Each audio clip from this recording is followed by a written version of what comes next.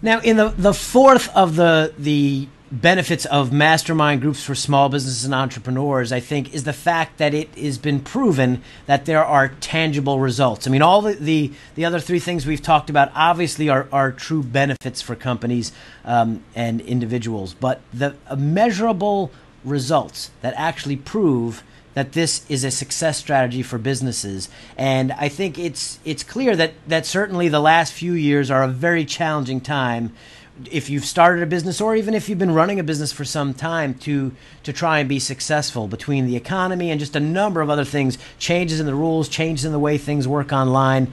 It's certainly something that has made many people kind of step back and wonder, what can I do to kind of give myself that edge and really improve my bottom line? And having other people committed to your success and helping is certainly something that would help that bottom line. But I think there are a lot of proven statistics that we can point to, Karl. I would agree. And in the last couple of years, the number of threats to your business or perceived threats has just went off the charts. And one of the biggest results from this is uncertainty. Uncertainty about healthcare, uncertainty about is the economy coming back or isn't it? Do I restock my inventories or don't I? These are all things that are on the minds of small business owners, and we're looking for something that gives us certainty. This masterminding thing has proven that it can. Let me give you some statistics that I'm going to borrow from our friends at Vistage International. Vistage is a company that does this masterminding thing, maybe larger than most companies. It's an investment, but I've been involved with these Vistage mastermind groups as well. Right from their homepage is that in the past 2 years, their member companies grew by 5.8% when measuring total net revenues. Now, 5.8% doesn't sound like a lot, but remember, we're talking about the last 2 years. Sure. Similar demographic U.S. businesses, and Vistage deals with the small business community, similar demographic U.S. businesses during the same time period who were not involved with this masterminding practice declined in net revenues by 9.2%.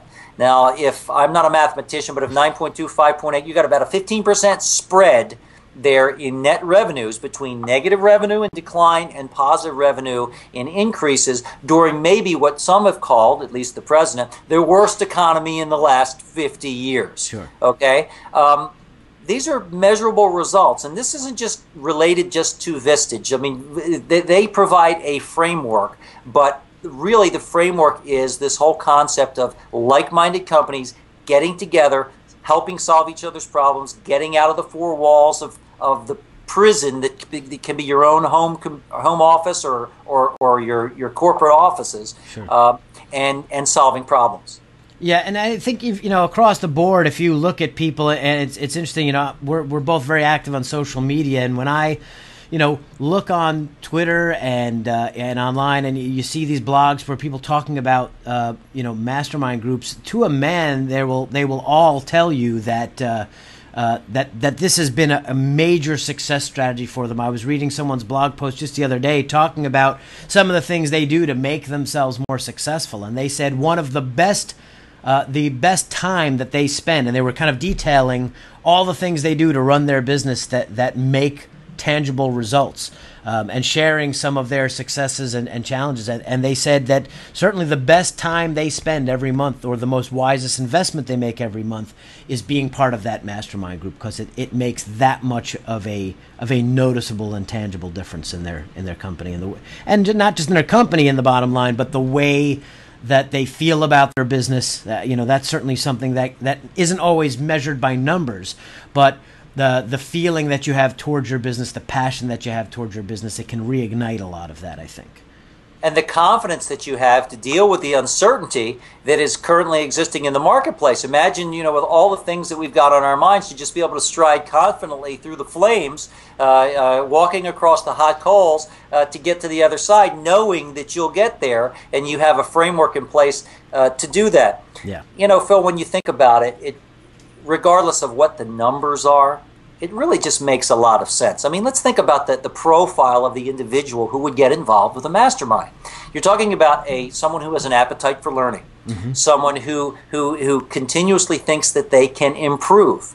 that they can do better. And they're always looking to find ways to better themselves and to better their business. And they really have a genuine interest and commitment to spend time working on the business instead of just working for the business in a subservient mode. So it's not surprising to me that you could find this disparity in statistics between people who do that and people who don't, because the people who do that tend to be the dynamic people, the leaders in their market sectors, the leaders in their industries. Sure. And I'd like to believe, just like they say, do you act as if? Okay, if you're not the leader in your industry, if you're not the market leader in your niche, start acting like you are, and the next thing you know, you will be. Yeah, and it's often been said that, they always talk about success and what breeds success, and that it's, they'll say, look around you at the 10 or the 15 people that you spend the most time with, and you will probably be as successful or more successful, than those people. If you surround yourself with people that you just, like with the profile that you just mentioned, lifetime learners, people who are committed to making a difference with that constant and never-ending improvement attitude, if you surround yourself with those kind of people, that's what you're going to be vibrating at, and that's the kind of opportunities you're going to attract. And by surrounding yourself with successful people, you are therefore breeding more success and making yourself more successful as well. And when it comes down to it, if I had to make a decision, do I want to spend the time and the money perhaps to get involved with a mastermind group? All this other stuff sounds great, makes me feel good, but the net result is I want to make sure that it's putting bread on my table more so than it did without it. And there is evidence to back that up.